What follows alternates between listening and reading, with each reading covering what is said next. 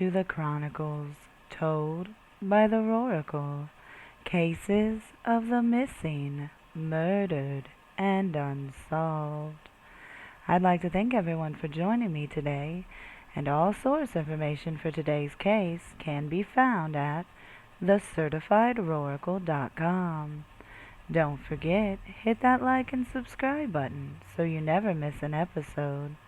Let's get started with Chronicle number 48, the Jody Lynn Brant case. Journey back to 1994. Reese's Peanut Butter Puff cereal was released and kids everywhere had to have them. All the girls were wearing their crop tops and putting sunflowers on everything. This would be the year Tim Berners-Lee would invent the internet. It was also the year Yahoo was founded. It would be the start of a world consumed by technology. It was the year meat and potatoes made its way back to the tables of every family, as beef was at an all-time low and consumption was at an all-time high. In fact, it was higher than it had been in 5 years.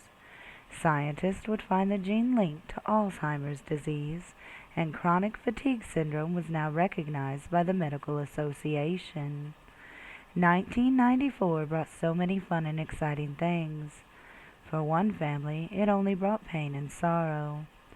Their beautiful 16-year-old daughter was making the drive from Georgia to Michigan to spend a fun-filled Memorial Day weekend with family.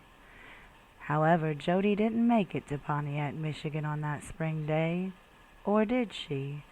That is the question that haunts her family, as she has never been seen again. Jody Lynn Brant was born on February 16, 1978, to Donna Lynn Jones. Jody's biological dad was not in the picture. She would grow up in Pontiac, Michigan with her mom Donna, stepdad Robin, and big brother Joe.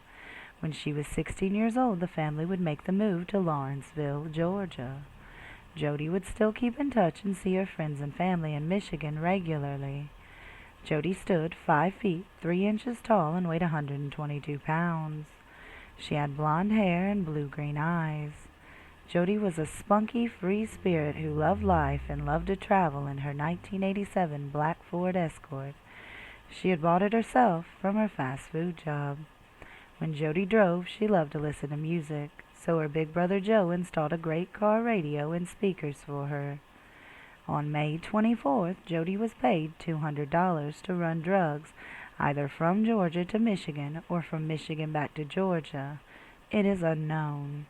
She would make the trip with 2 young male friends of hers. She would be transporting 10 pounds of marijuana. And in 1994, marijuana was not legal and still thought of as a hard drug, making the charge, if caught, especially with that amount, a serious crime. The drug run trip would only be a couple of days. Jody would arrive back home on the 27th of May. Immediately, she was eager to get back to Pontiac, Michigan and spend the holiday weekend with her cousins and other friends. She would start by doing her laundry and getting all packed for her 11-and-a-half-hour drive back. On May 27, 1994, Jody packed up her Ford Escort with her 2 pink suitcases and a pair of roller skates. She set out on I-75 northbound for Michigan. It should be noted some articles and blogs that I read said she left at 11 p.m. on the 27th. On May 28th, sometime before 6 p.m., some places state it was around 10 a.m., Jody would call family in Georgia and tell them she was lost. Jody said she was in the vicinity of Erie, Ohio. However, there is no Erie, Ohio, only an Erie Township, and that was located further away from where she would have been going. There is an Erie, Michigan, which most believe is where she was calling from. However, some believe she could have been in Toledo when she made the call, as the timeline fits for her to either be in Toledo or Erie, Michigan. Jody was given directions and was back on the road headed towards her cousin's house in Pontiac. Around 6 p.m., Jody would place another call, this time to a friend in Georgia. She would get an answering machine and leave a message saying she made it safely to Pontiac. It should be noted that Jody's family believes someone forced her to make that call. because why would she call a friend and not her parents to let them know she arrived? And it does seem a bit odd to me. On May 29th, police would report to a call about a car that had been found in Ottawa Lake City, Michigan. Upon arriving, the officer would find the burnt-out 1987 Ford Escort. When he ran the plates, it came back to Jody, who had been reported missing when she failed to show up to her cousin's home in Pontiac, Michigan on May 29th. Jody's mom, Donna, her stepdad, Robin, and her big brother, Joe, would head up to Michigan on the 29th to report her missing. It was a hard thing for Donna to do. Jody had an unstable home life. Donna had struggled with addiction while the kids were growing up. Donna's brother Roy and his wife would step in and take care of the kids and be there for them as their mom was not able to care for them the way they needed. Donna would relapse from the stress and pain of not knowing what happened to her daughter. Roy and Joe would go take a look at the scene where the car was torched. When they arrived, Joe noticed the back fender had a dent in it. That was not there when Jody had left Georgia. The police were told about this. It was thought at the time, and still is a theory today, that while Jody was driving, someone rear-ended her, getting her to pull over so they could abduct her. It is thought either someone previous who knew she was running drugs spotted her and thought maybe she was making a drug run alone and would intercept her, or someone overheard her on the call to her family saying she was lost, and they followed her and took her. The police would bring in helicopters to fly over the area where the car was found. They would also bring in tracking dogs and have people search the nearby area on foot. There was nothing found, no sign of Jody anywhere. Inside her car, police found the key in the ignition and noticed the driver's seat had been pushed all the way back.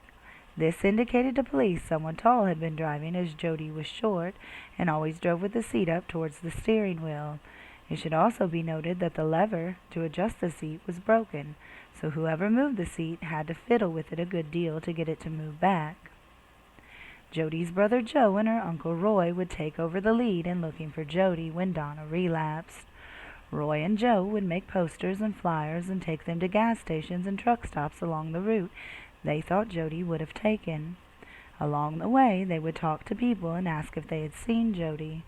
While Roy and Joe are busy doing that, the police are questioning the homeowners near the intersection of Conseer and Turk Roads. The area was isolated and surrounded by cornfields, with only a few nearby homes. When police talked to the people in the homes, no one reported seeing or hearing anything that night.